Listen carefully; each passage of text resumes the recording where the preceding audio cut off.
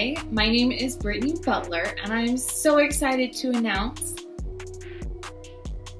the first official Chopstick Girl. That's right, Mark and Steve move over. Okay, actually no, I love Mark and Steve. I've known Mark and Steve for about 9 years. I'm actually on their very first Panoptic Chopstick video. If you go back and look, there's an underwater photographer in Texas, and that's me. So we've known each other for a long time, and I actually started out modeling. The first time I met Mark was at a workshop that he was hosting in downtown Sacramento, and here's the picture, guys. I know. Do you love it? I love it. And then I did more. I've been to his winery workshops. I've been to the downtown Sacramento workshops, and pretty soon after modeling, I transitioned over to the other side of the camera, and I became a photographer. And let me show you now what I do. I focus on high school seniors and pretty much anything underwater. But guys, the experience that I got from being a model and then transitioning to photographer is huge. And not many people go that route. But the experience that I have gained in that is, you can't learn it in a book. It's stuff you're going to have to physically do. So a lot of the times when you guys go to these workshops, Mark has you do things, has you be the model so that you can experience being on that side of the camera and understanding how your models work or your clients are feeling, okay? But the biggest thing is I understood what was appropriate and inappropriate for photo sessions and the locations based on hair and makeup and what to wear. And I can't tell you how important that is for your clients to be prepared so that they can look their best. Now, I'm going to give you a really good example. Here's a photograph of a family. Very beautiful location. The couch is great. Everyone looks amazing. They're all smiling, okay? But it's just a white shirt and blue jeans, guys. That's not exciting. And if you don't tell your clients what you suggest for them to wear, then that's what they're going to end up wearing. So let's try this again. I specifically told the clients to wear colors like these. And this is the image that we got. Nothing has changed. It's the exact same location. It's the same time of day. And you can see how different that image looks just based on clothing. Nothing has changed except for the clothing. So clothing is huge. Makeup is huge. Hair is so important for how your image is going to look.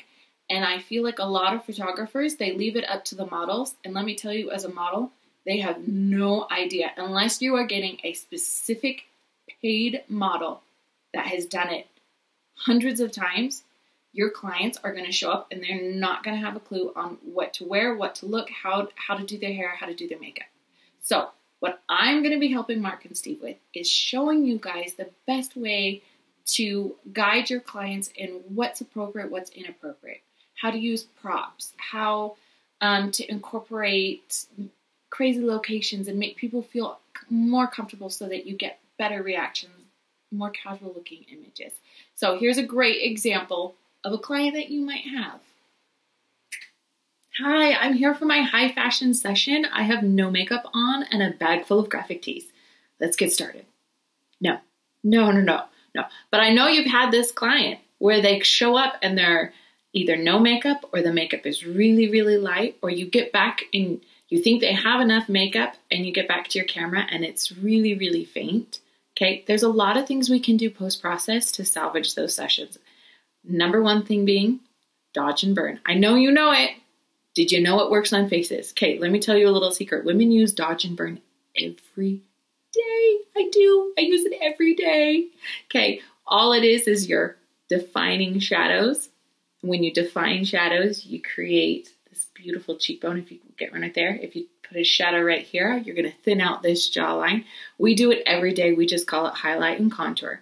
Okay, so dodging and burning post-process can still give you that beautiful high fashion model look if you know where to put it and you kind of know what you're doing.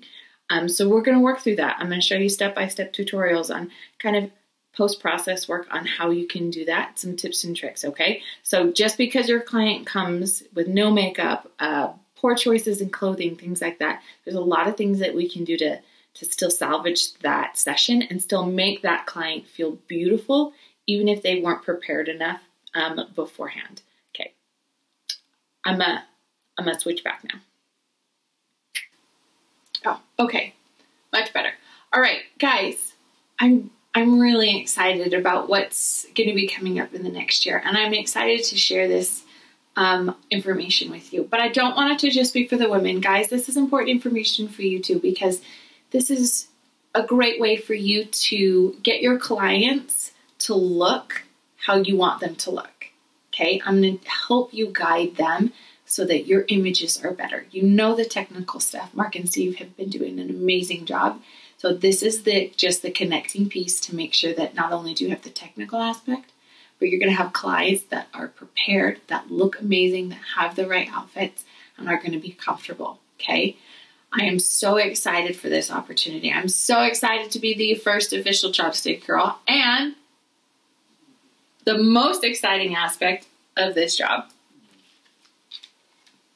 is the sushi.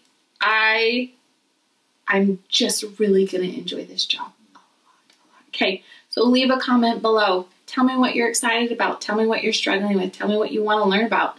Where do I get my dresses? Where do I get my props? Where do I find someone to do makeup in the area that I live in? Just let me know. Let's make this a learning environment. I'm so excited. Okay, I'm gonna eat now. I'll see you later.